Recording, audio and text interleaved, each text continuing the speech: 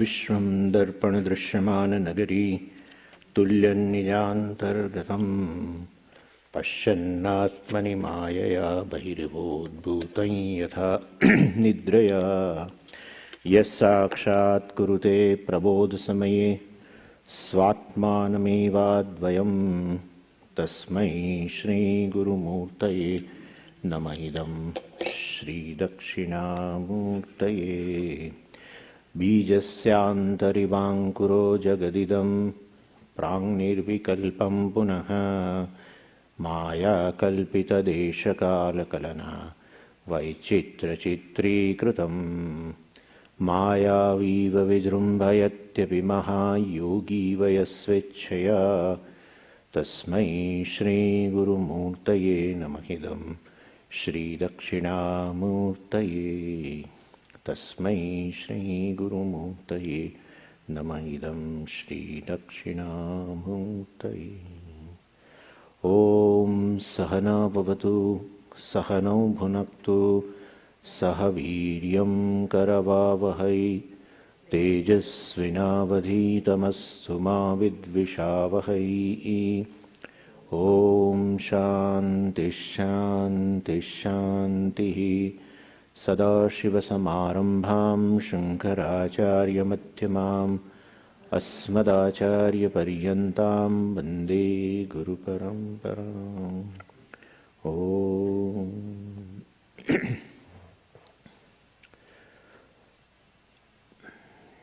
So this is the text which has a status of an Upanishad.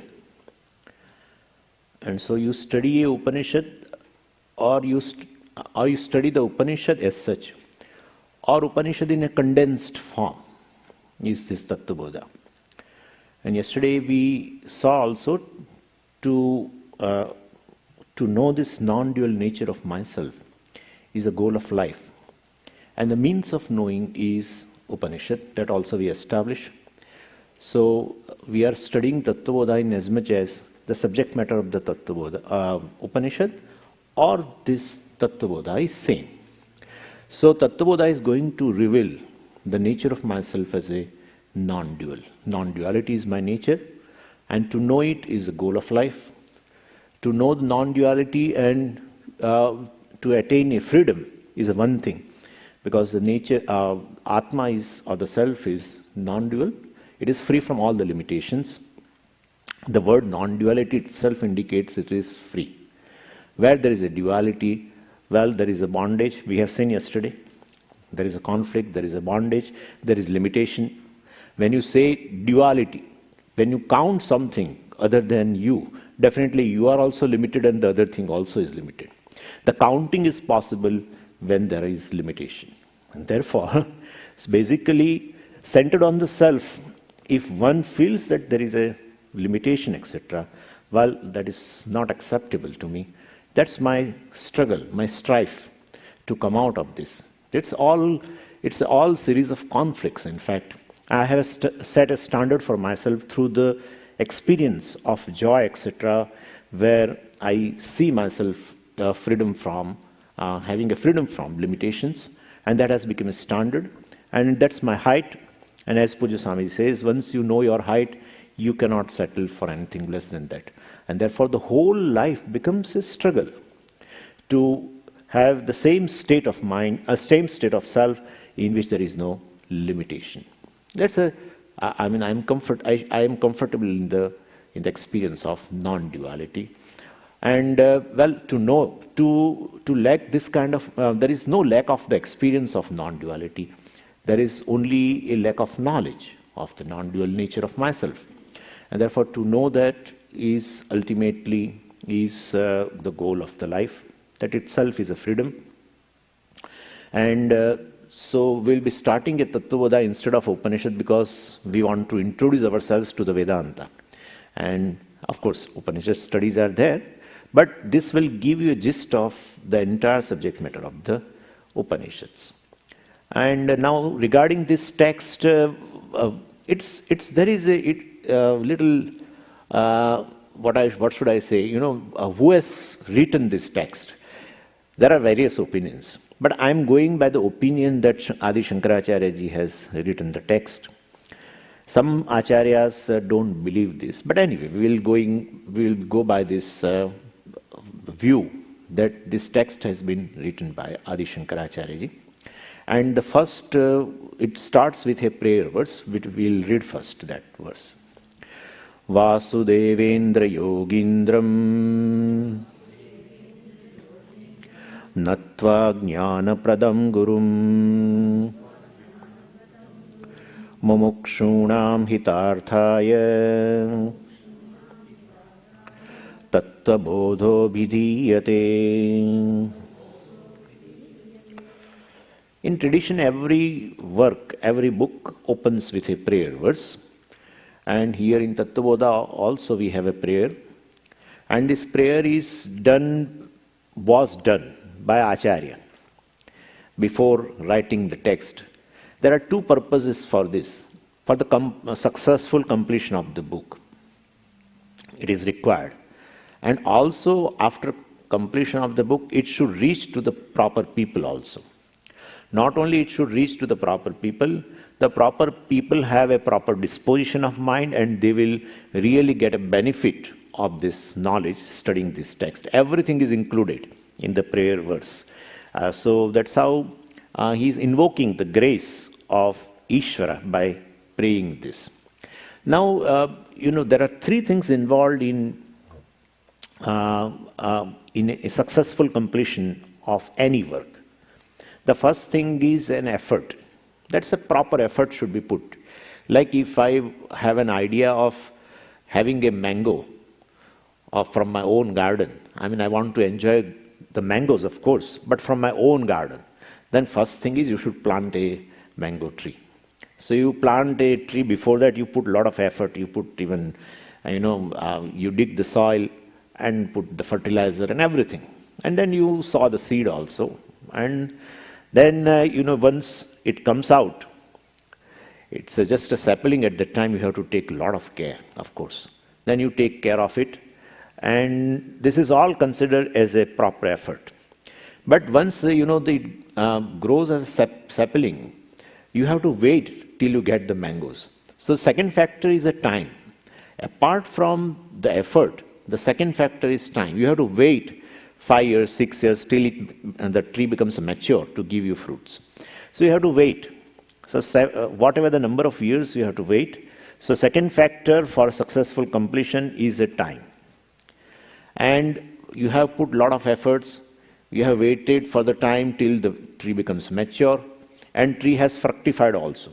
And now you see beautiful mangoes. Every morning you go to your own garden and look at the mangoes. They are growing slowly, and you are waiting for them to get ripe, and so that you can enjoy. You can pluck them and enjoy. And but it happens so that one day a big storm came in, and all the mangoes before they ripe, they have just fallen and they are spoiled. So even after putting a lot of efforts, even after waiting for a long time for getting those mangoes, the third thing is it may not be a successful attempt to get the mangoes, because the third thing is called Daivam. Daivam means, it is grace. Now this word grace somehow does not giving a proper concept. We all say it's a grace, it's a grace. And the grace of the word this grace brings a certain kind of an intangible thing in our mind. Grace means what? You may be thinking that something is flowing from him, and of course, which I am not able to see, and it showers on me or something. It's nothing like that. Grace is nothing but the result of an action. Karmaphala is called grace. Then why it is called grace? Because sometimes karmaphala, the result of action, is not in my favor. Then how can you call it grace? It is still in your favor. Because he is omniscient, he knows better what is good for you. Like a child, all the time ask to a mother about, the chocolates, etc. Sometimes she doesn't give. Instead of giving a chocolate, in India, we have one particular substance. Very, very bitter. Very bitter. But mom gives to a child periodically. so that he or she won't have any fever. And I don't know, in Gujarati I know the word called elio, etc. So it's some kind of Ayurvedic thing. And so sometime instead of giving chocolate, she gives this. And she says it is chocolate, but it is not chocolate. Or she may wrap it with a little bit of sugar or something and give it. So all the time what you get may not look to you favorable, but it is favorable. Because he is omniscient and he knows. Many times we see in our life, after passing the situation, which was at that time considered unfavorable, now feel that was what happened was good, And therefore, so he knows better. So whatever comes to us, it's really in our benefit. Pujya Swamiji used to tell, when he was discussing Karma Yoga, he used to tell this, that any situation which comes to you need not bring a material benefits to you. When a material benefit occurs, you feel that it is good for you. But apart from, suppose even if you don't get any material benefit, what you wanted you don't get, still it is good for you in as much as it makes you, a wise person. You get certain wisdom that how this particular thing has failed. So that if you want the particular thing, then you put a different kind of efforts. You may change the parameters, etc. So it makes you wise. At least it makes you a pragmatic person. That in situations will not be favorable to anybody throughout the life. That's a very pragmatic approach. There are people who are not even studying all this text and they are pragmatic. In their lives there are so many ups and downs. And they can remain with equipoise, etc. They have the poise of the mind.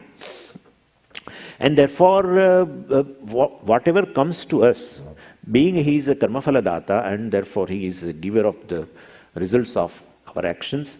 So whatever comes to me is always in my benefit, either spiritually, getting wisdom, or in terms of material benefit. And therefore, any karmaphala which comes in a situation, comes as a situation in my life, is a grace. Could you follow? So that's better way of understanding. Anyway, so even after putting lots of efforts and even after waiting for a time, I may get a result which is favorable. In terms of, here it is fruits, the mangoes. So that's the third factor is Daivam. And so to invoke that grace of Ishvara, always there is a prayer in the beginning of the work itself. So here, and the prayer could be done, mentally also. Like he before writing, Acharya would have just prayed, closing the eyes. But no, they write it down. And they make it a part of the book, so that the person who studies also will do the prayer. Why? Because for him the study should be successful. So successful completion of the work, it's one thing. But successful study also, so that we gain the knowledge and become free in course of time. Or for that purpose also, the prayer has been made as a part, prayer verse has been made as a part of the book. So this is how here the prayer is being given. Now we'll see this particular prayer as such. Vasudevendra Yogindram Natva Jnana Pradam Gurum Tattvabodaha Abhidhiyate. Abhidhiyate means it is presented, it's undertaken, or it is composed. This Tattvabodha text is composed by me. Of course, Maya we have to understand. Maya Tattvabodha Abhidhiyate means it is presented by me, etc. This particular text.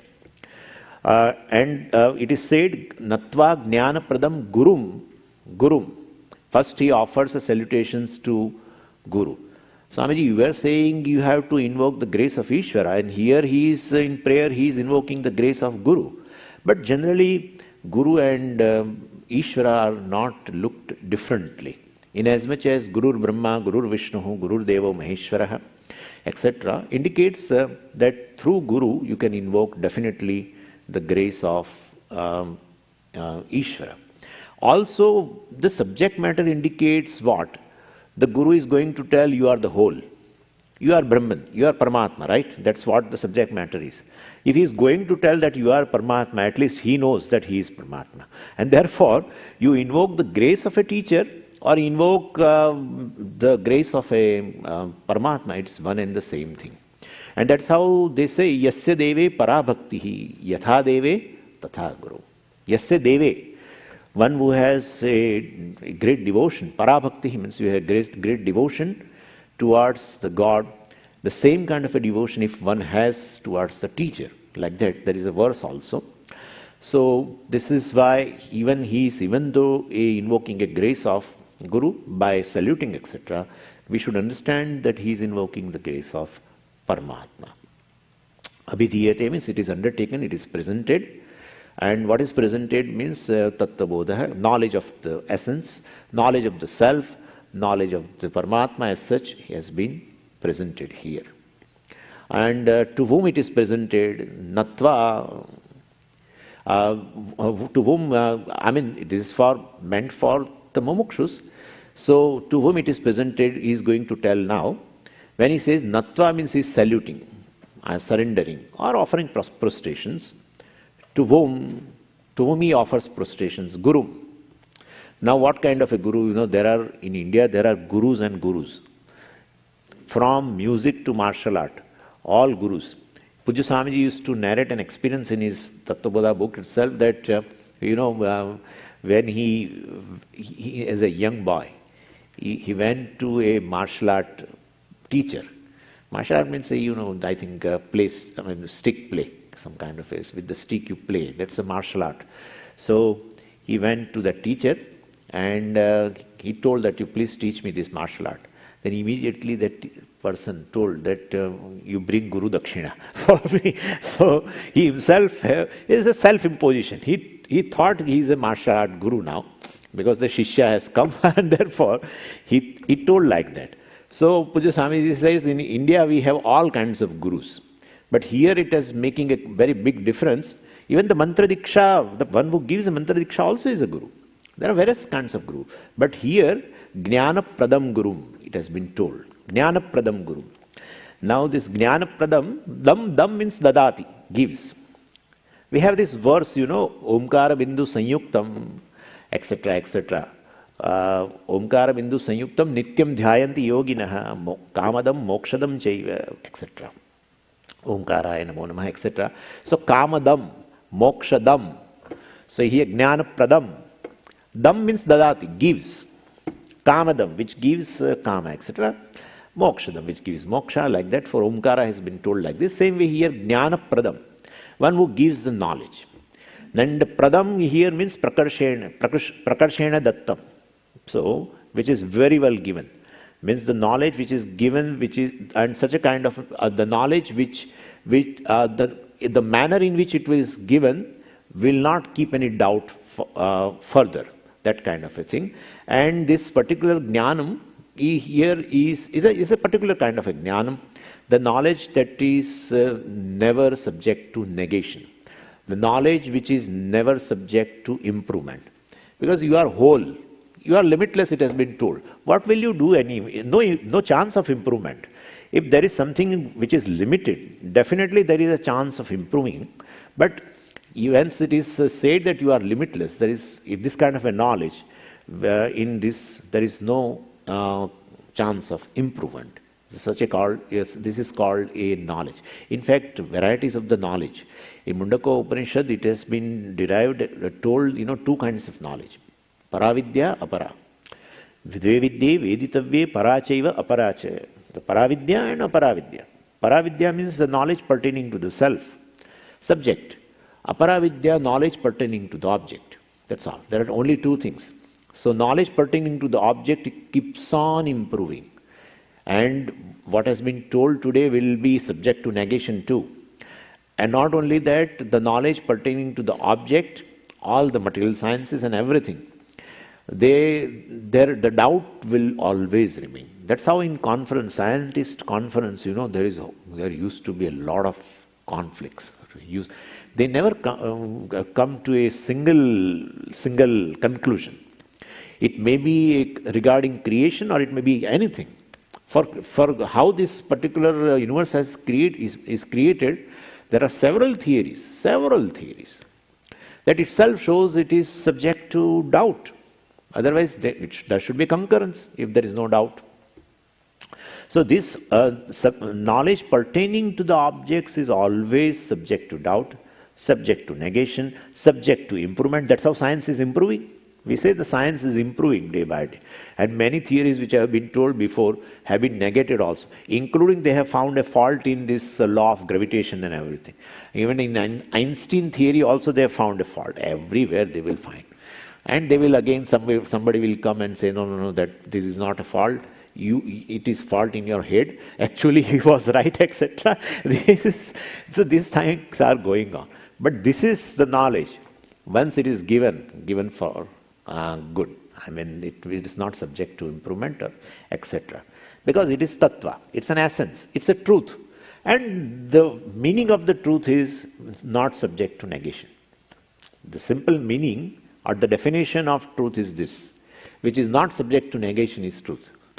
And therefore, we through this Vedanta, we come to a conclusion and knowing the truth of all the three, individual, world and the Ishvara.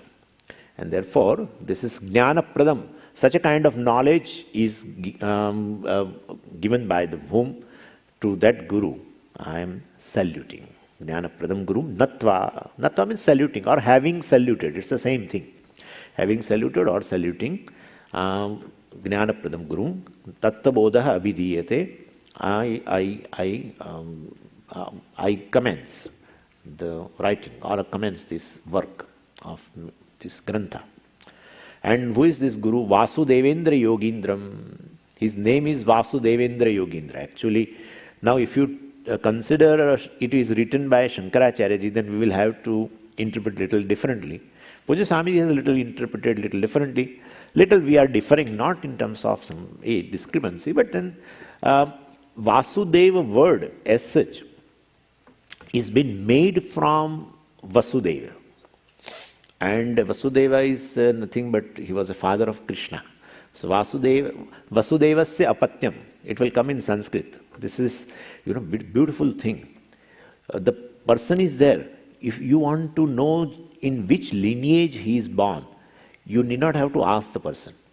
The name of the person indicates. That's how Kausalyeha Ramaha. Rama, who is the son of a Kausalya. So from the mother side and from parent side, from father side also. Dasharathi Rama, either way. So whose father is a Dasharatha or whose mother is a Kausalya, like that. So it's a particular kind of affixes. So here also Vasudeva, whose father is a Vasudeva. So it's a name of a Krishna. And Krishna's other name is Govinda. And therefore Vasudeva's, Vasudeva means a Govinda. And by remembering in the prayer verse, Shankaracharya ji remembers his Guru. He was a Govinda Bhagavat Pada. So this has been interpreted like this, that by word Vasudeva and that it means Govinda, definitely this work could be of a Shankaracharya. He is remembering, he is invoking the grace of his Guru, like that. And Vasudeva is a Indra. Indra is, Swami of all the Devatas, or the king of all the Devatas. But by the way, if you, in Veda, the name of Indra is not just a Devata. The name of Indra is for Parmeshwara. And in Upanishad also it appears that Indra name is for Parmeshwara. And therefore, why it is called Indra? Because he is a king of all the Devatas. Which Devatas?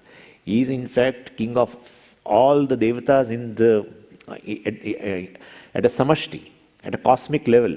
There is a sun and moon and earth. I have sun, moon and all Agnis, everything, who are illumining the world. He is even a ruler of all them. So, one who is an illuminator of all the Devatas, which illumine the entire world. This is one meaning given. So, Indra means he is a king of all the Devatas at the level of a samashti, cosmic level, or at the level of a vyashti also. At the individual level also, our senses are illumining everything, right? Sense organs of perception illumines entire thing. So, behind the sense organ, there is a illuminator who makes these senses illumine the world. So that's how in Kenopanishad it has been told, Shrotrasya Shrotram, Manaso Manaha, Vachoha Vacham, etc. Because the sense organs where it is going to come, sense organs are made up of 5 elements. And they are inert. They cannot illumine anything. One which illumines must be a conscious being. What is illumined is inert. What illumines is a conscious being. And therefore, if the senses are made up of 5 elements, which are inert in nature, they cannot illumine respective objects.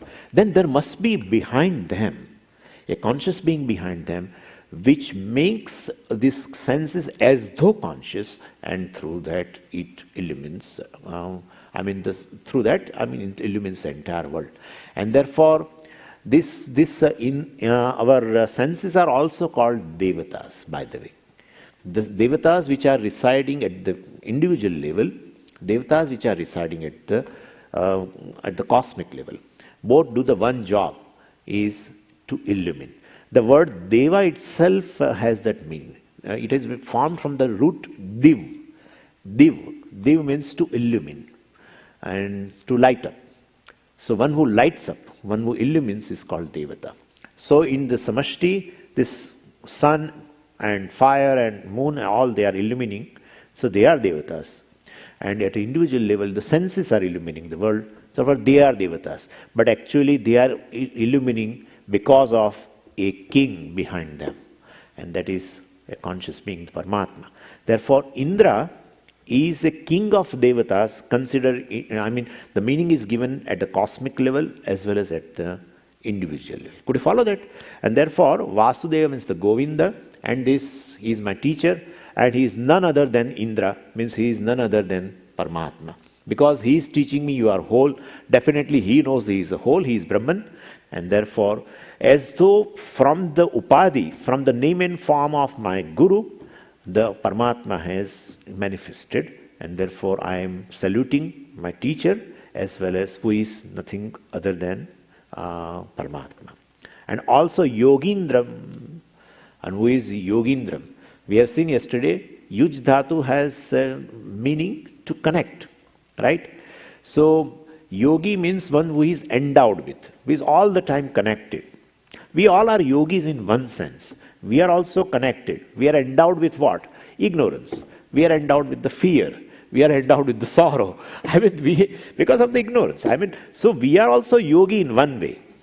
But the Acharya here, the Govinda, Bhagavad Pada, etc., is a yogi, but he is endowed with Brahman. He knows that he is Brahman. He is none other than Brahman. Therefore, he is Yogindra. Yoginam Indraha, one who is exalted among all the yogis. Therefore, he is called Yogindra. For Bhagavan also, this word has been used in Bhagavad Gita. Instead of Yogindra, they have used Yogeshwaraha. Yatra Yogeshwara Krishnaha, Yatra Partho Dhanudaraha. Anyway, so Vasudevendra Yogindram Gurum Jnanapradam Gurum Natva. This is how the syntax is. Vasudevendra Yogindram, this one who is nothing but this Bhagavad Pada, Govinda Bhagavad Pada, and who is nothing but the Paramatma, none other than Paramatma, and who is most exalted among all the yogis. Jnanapradam, and one who gives me the knowledge of the self, non-dual self. Gurum, and by that it removes the ignorance. Because the distance between me and the goal of life is not a physical distance. It's a distance of ignorance, really. Ignorance creates the same distance in our mind as there is a physical distance. It always creates, like, the watch is right there in my pocket. It may happen so. It may happen. Especially it happens to me. I am not talking about you, but it happens to me. I am a very forgetful person. People notice also. But anyway, what I am saying is, so you have a watch, but you as though feel that you have lost it. It may happen so, that you don't find in your pocket. So you feel that I might have lost where I went yesterday, particular place. So it's just an ignorance. It is right there, but it creates a distance, a physical distance, as though. Same thing happens. Me and the goal of my life has no distance except ignorance. And so Guru means, really speaking, Ru stands for the ignorance. Gu stands for the ignorance. Ru stands for the remover. So Gukarasthan Dakaro vai Rukarasthan Nivartaka. So one who removes this ignorance. And so the seeker and sought as though unites. I mean, I gain my goal and through the knowledge, Jnana Pradam. So he gives this knowledge. Then in the second line, there is said, Mumukshunam Hitarthaya. Mumukshunam Hitarthaya. That we have to see now. Actually, this is the thing, but we call the second line indicates, Acharya here indicates Anubandha Chatushtayam. We should know all these things which are part of the study of the Vedanta. Anubandha Chatushtayam. Chatushtayam means fourfold things. Anubandha. Bandha means you get connected.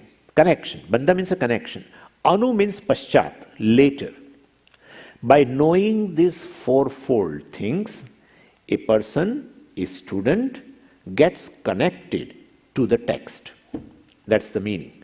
So definitely it always, we say forward. In a particular book, there is a forward. So first we read that forward. And then only if we find that this subject matter which I can understand, okay, I can understand, but it is beneficial, second thing. And how, in which way it would be beneficial to me, everything I know, and then I purchase a book. Generally, otherwise there is no purpose of, purchasing the book, except it serves a certain purpose to you.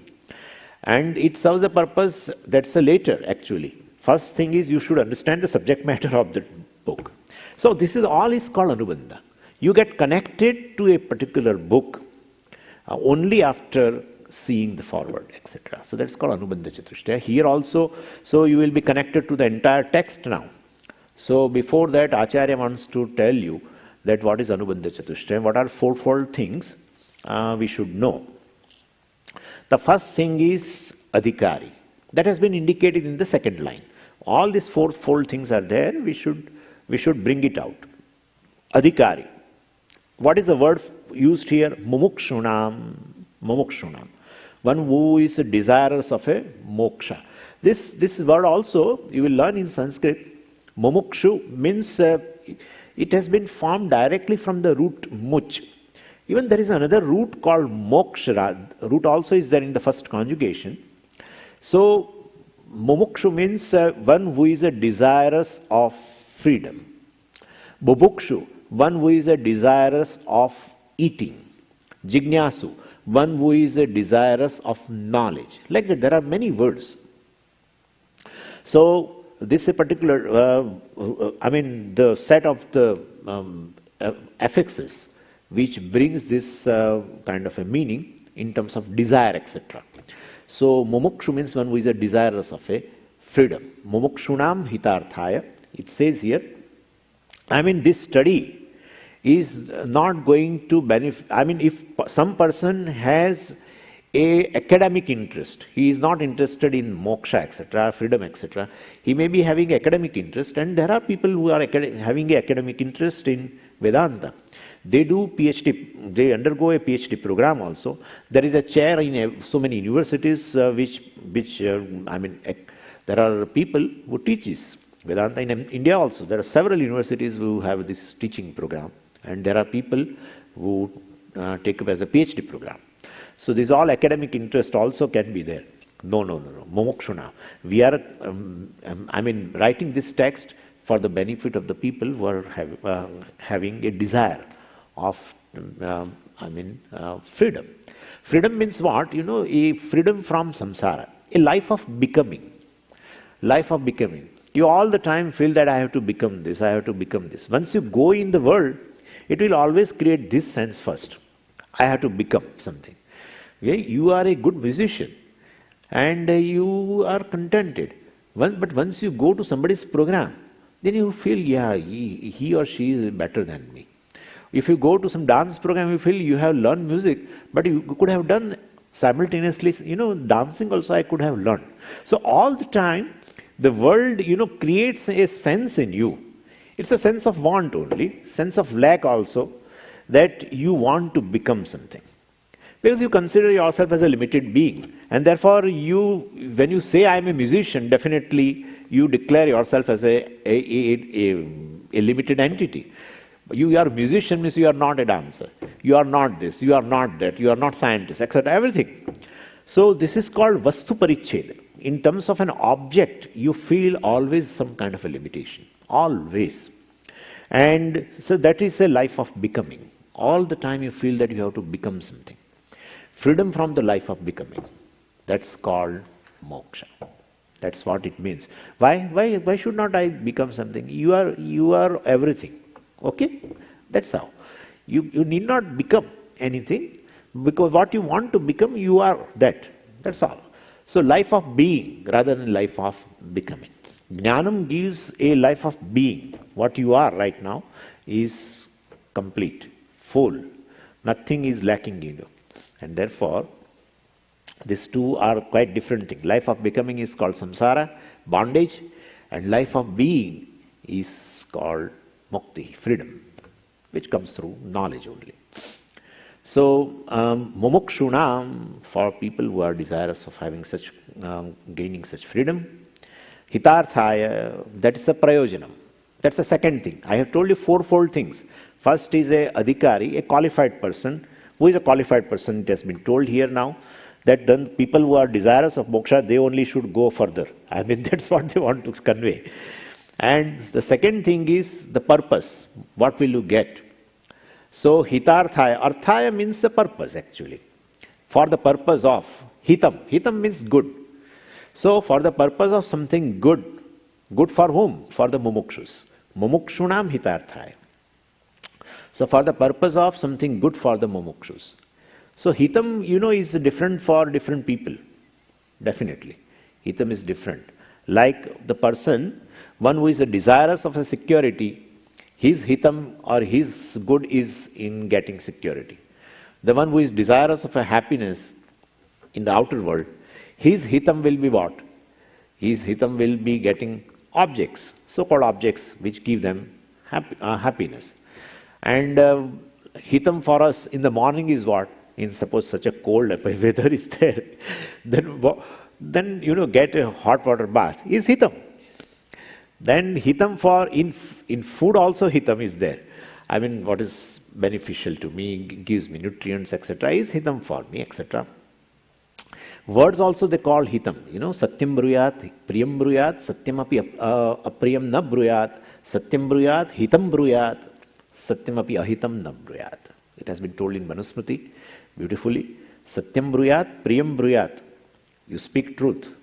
But if it is truth means, Swamiji, I tell on the face, whatever it is, I tell on the face.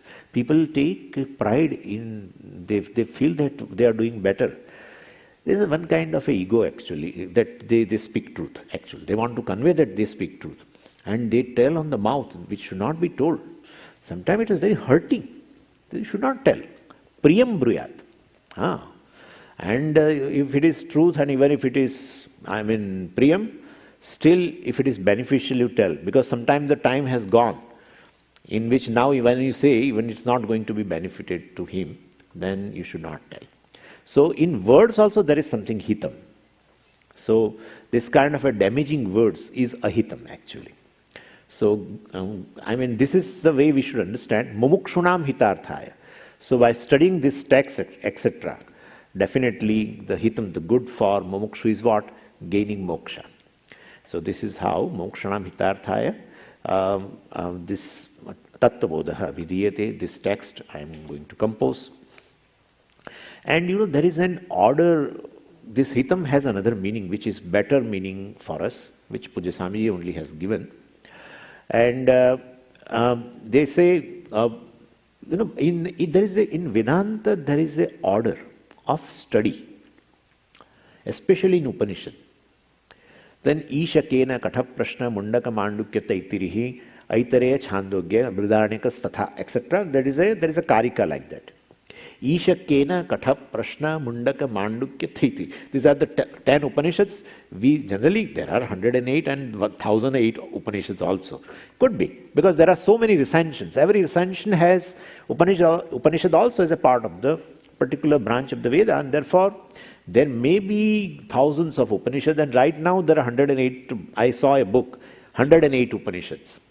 So they be there. But Acharya has written, Shankaracharya has written commentary on 10 Upanishads, so we study 10, definitely. So in that also there is an order. Isha Kena Katha Prashna. First you have to study Ishavasya.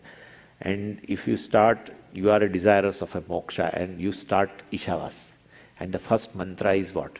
Om Purnamadah Purnamidam Purnat Purnamudachyate Purnasya Purnamadaya Purnamevavashishyate. Right? And you know, one Englishman in those days had gone to Calcutta to a particular person who teaches this Upanishad. And definitely he follows that order. So he has to start with Ishavasya Upanishad, and he started with this first verse. And then this person said, what is this? Purnam, Purnam, Purnam, what is that? Every time, the sentence has Purnam, Purnam, Purnam. Yes, I'm going to give the translation of it, don't worry. What is the translation?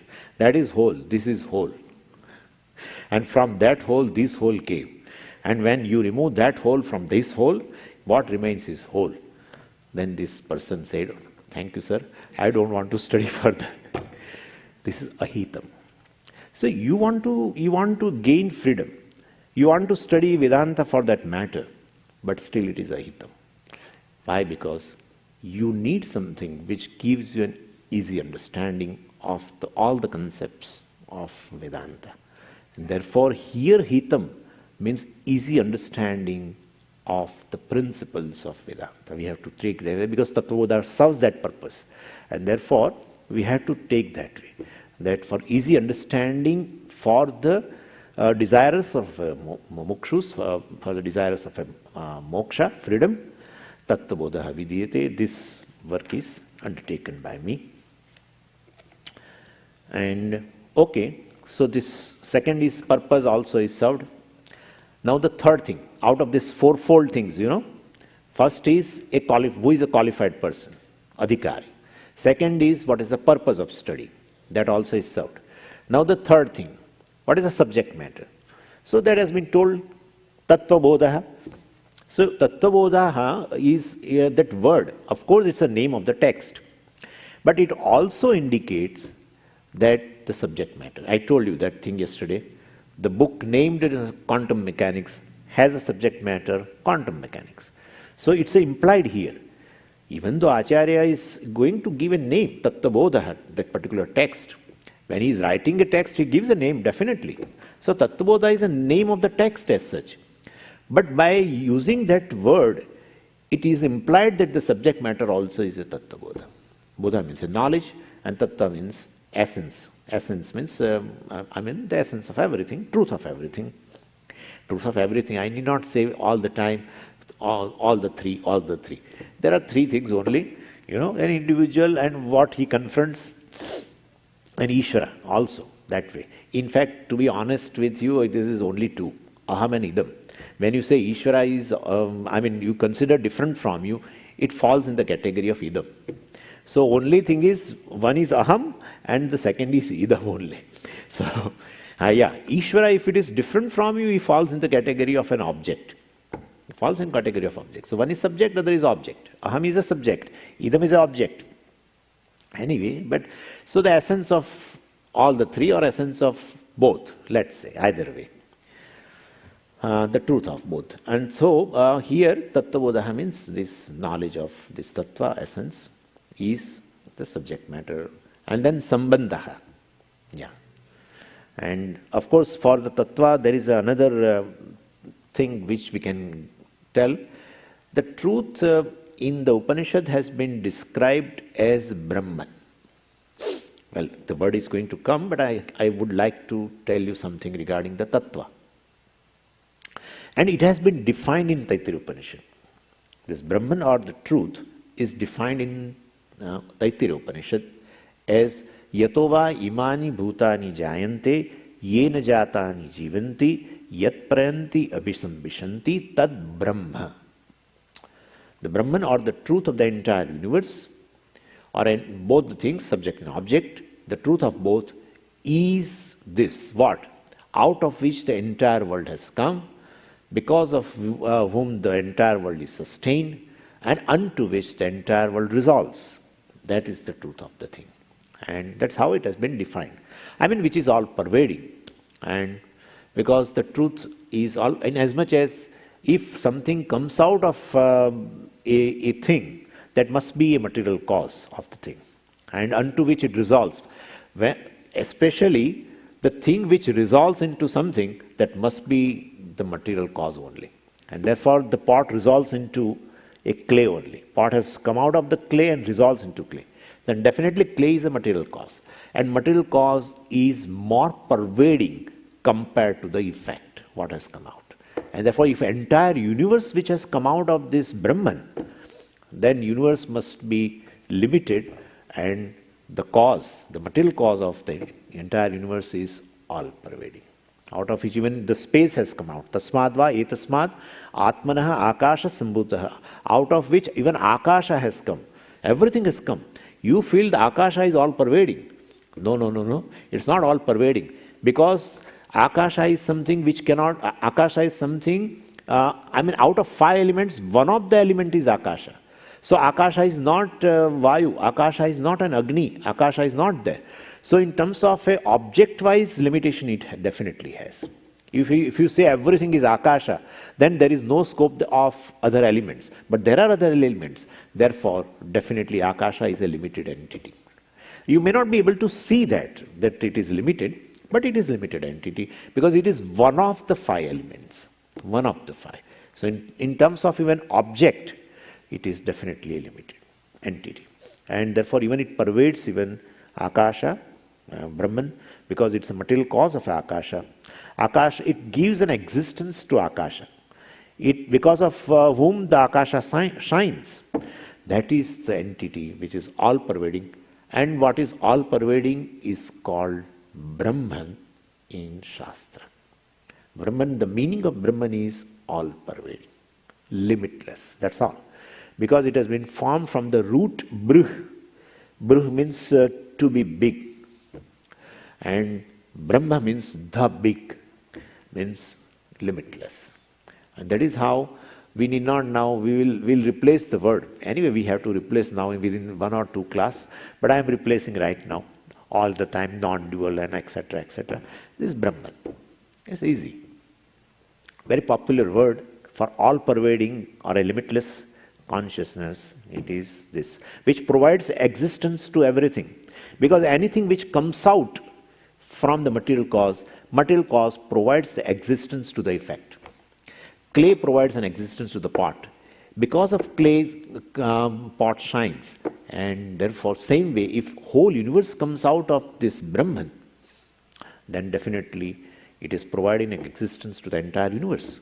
So entire universe has a easiness.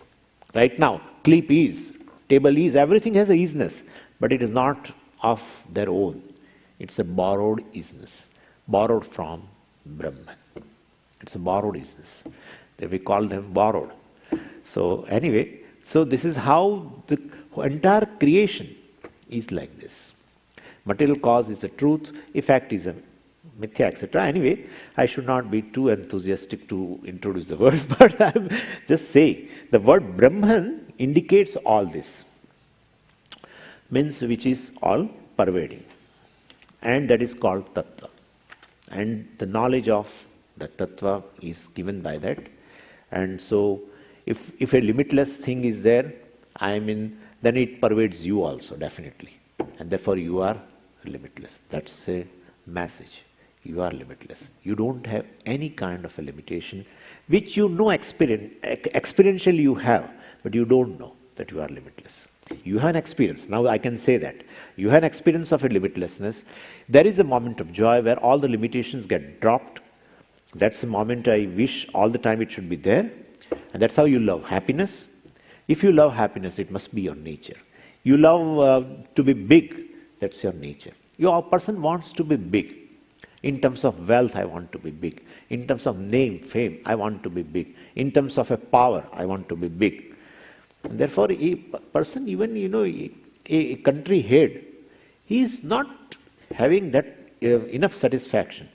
Then he wants to be a head of the SAARC, and he wants to be head of this particular group of countries. And that's how it goes on and on. I mean, everyone wants to be big. It's a natural desire. It's a natural desire. It will only, it will only stop. This desire won't be there unless when you become the big. You cannot become the big. Either you are the big, or it is just a very, it is just it's a fancy.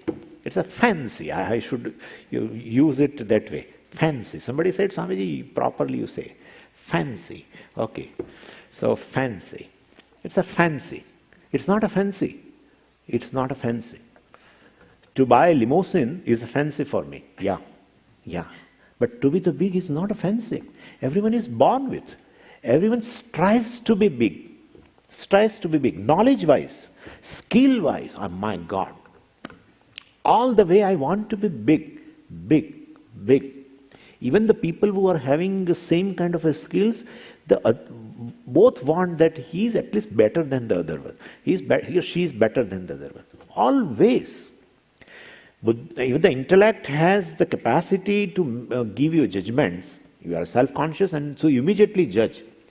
And if the other person has a more skill, etc., you feel a jealousy about it. And so you want to become bigger in terms of even skills. All the aspects, I want to be big. Then you are covering everything. Yeah, you are covering everything. Yeah, you are that. What you want to cover, you are that. You are the big. The big is called Brahman. It is called Tattva here. That's essence. That's essence. That's the reality. The name and form has no reality because name and form has a borrowed existence. So the material is the essence of the pot. The clay is the essence of the pot. Clay is the truth of the pot. Clay is the Atma of the pot. Right? Pot is just an appearance. Let's not use word mithya right now, but it's an appearance. It's an appearance. That's how the Brahman is one which sustains the entire universe, which gives existence to the entire universe, is the reality. That's called Tattva, essence. He called Atma also. Atma of everything also. An Atma of you, Atma of the world, Atma of Ishvara, and then is Brahman, all pervading. That you are. Well, that's freedom. Knowing this is a freedom. Knowing this is freedom. Beautiful. So Sambandha is, we have to establish the Sambandha by knowing this, what's the relationship between this text and the goal, moksha, freedom? What's the relationship between them? Generally, a peculiar relationship is indicated here. In as much as, if you know something, it doesn't mean that you attained a goal. It's never there. Once you know something, you gain a knowledge of something, after that you have to do something. Like, you learn a recipe. You have got a knowledge of a recipe. It does not satiate your hunger. Definitely you have to prepare the dish. So this is a very peculiar situation. Here, by knowing, you become free. You get the result without doing anything. That's very important thing. So after knowing this, what should I do, Swamiji? Is there anything to be done? No, nothing is to be done. Because that's your nature. Therefore, the distance between you and the goal of life, that is moksha, is just ignorance. And therefore, if you remove the ignorance, nothing is to be done. And ignorance goes by the opposite called jnanam, knowledge. So knowledge itself will make you free. Because there is no physical distance. If there is a physical distance, you have to do something in reaching, etc. This is just a distance of an ignorance.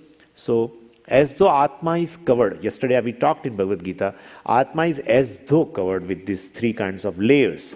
And therefore, you remove the three layers with the three disciplines like Karma Yoga and etc.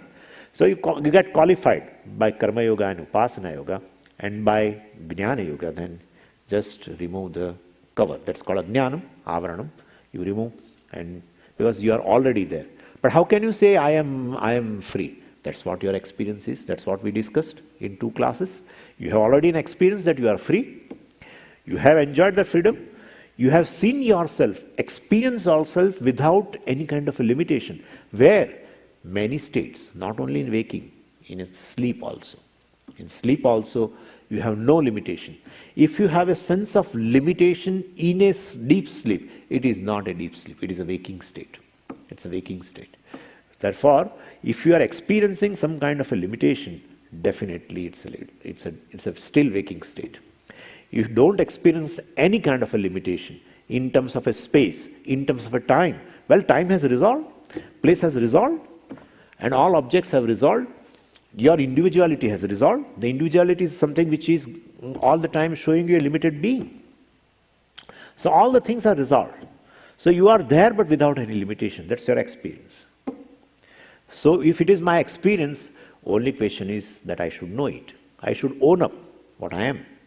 Well, therefore knowledge is sufficient. Just knowing. Nothing is required. This is the only knowledge which will give you the goal. Only knowledge. In terms of objective knowledge, definitely after gaining knowledge, you should acquire certain skills, etc. And then you should earn money, etc. Then you can, have it. You can fulfill your goals, etc. This is a knowledge which serves the purpose of giving us a goal. So this is about the prayer verse. So the first line in which he has done salutations to his teacher, and he has not seen any difference between his own teacher and a Lord, and he did it. And in the second line, all these 4 things are been enumerated.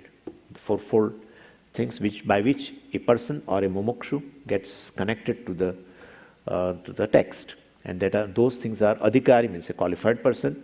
Second thing is purpose of this text is to give you moksha. That's called hitam. And the third thing is the subject matter, tattvavodaha. And the fourth thing is the sambandha, the connection, relationship between text and the goal, etc. That we are saying, it is saying the knowledge itself serves the purpose. Knowledge itself gives the moksha. That's the relationship has been described. Now we'll just read the later sentence. Sadhana chatushtaya sampanna adhikarina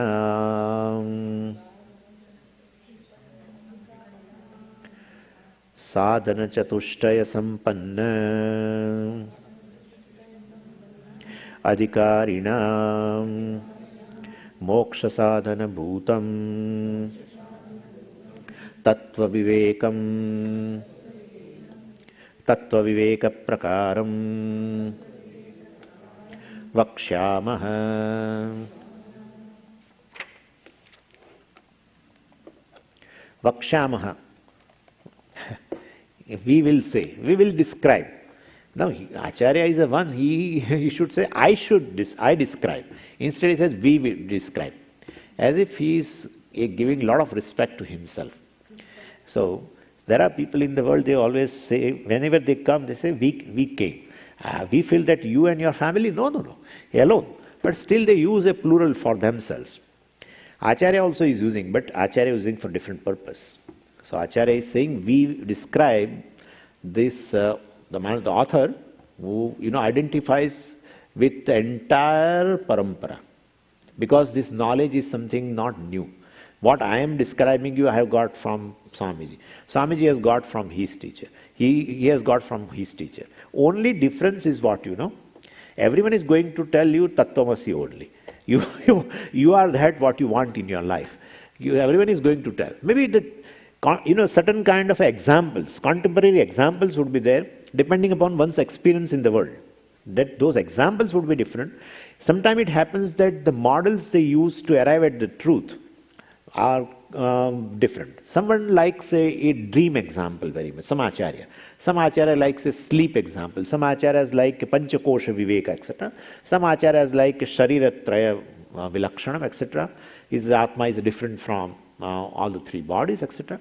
So different Acharyas give an emphasis to a different methods models. But ultimately, the knowledge is one alone, that you are Brahman. So he says, we'll describe this Tattva Bodha, will give you the knowledge of the truth. So he identifies with the entire lineage, Guru Shishya Parampara, and he's telling that we are describing this. And what is the subject matter? Subject matter is the self. And see, here it is said, Tattva Viveka Prakaram Vakshamaha. Now we'll analyze Tattva Viveka Prakaram. Tattva Viveka Prakaram means what? It is a discriminatory inquiry of the truth. Prakaram is a method, actually. A method of a discriminative inquiry of Tattva, means of a truth. Why discriminative inquiry? There are two types of inquiry. If you want to know something, there are two ways you can know. Forget about this right now. In the world, sometimes there is an inquiry by which you know something. That inquiry is a simple inquiry. Like someone comes to me and talks about a black hole, right, in the universe, or talks about let us say, a Jupiter, etc. Talks about Jupiter of our whole solar system. Now, it's an inquiry, but that inquiry is a simple inquiry in which I am totally unknown of the object. Totally unknown of the object. And so whatever the person tells me about the Jupiter, I take it for granted. I learn from it. So, because I have no confusion, since it is a totally unknown, I have no confusion regarding that particular object. Where there is no confusion, the inquiry which leads to knowledge is called a simple inquiry. But where there is a confusion, and you inquire into to get a proper knowledge, clear knowledge, definitely it's called discriminative inquiry. Discriminative inquiry by which you remove the confusion, by separating two things which appear for you as a one. That's a confusion. There are two things which appear for you as a one. Like, there is a confusion regarding a fireball. I have a confusion regarding fireball. I think this is a fireball, but actually it is not a fireball. It's basically an iron ball and fire.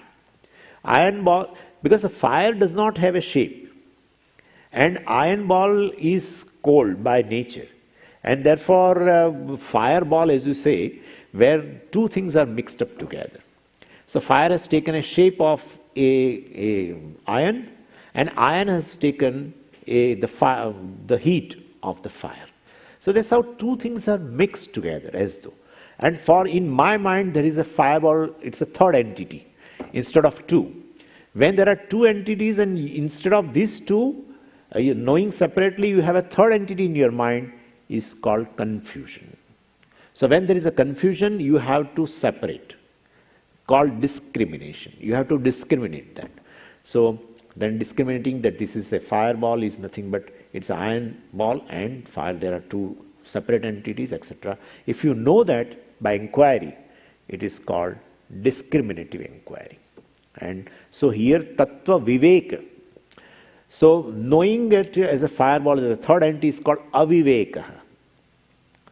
Avivekaha, absence of a discrimination in my mind. And viveka means a discrimination. So there is a discrimination with respect to even this tattva also. Tattva also with respect to this truth also. And therefore, we are going to prakaram. We are going to give you a method of a discriminative inquiry by which you will know this truth as a truth. The truth as a whole, you will know it, which you have taken right now with a limitation. The self, we are going to talk about it. So, and this particular one is called opening statement. This is called pratigna. In Vedanta, this is called a pratigna. It's an opening statement of the text I am talking about.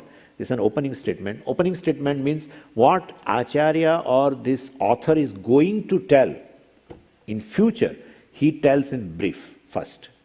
So he is going to talk about now Tattva Viveka Prakaram, and for whom? For adhikaris, for the qualified people. Who are those qualified people? Sadhana Chatushtaya Sampanna, etc. So he is going to tell all this thing in the text. He tells in brief first. That's called opening statement, or in Sanskritam it is called Pratignya Vakyam. And by this he starts now. We will see these things tomorrow.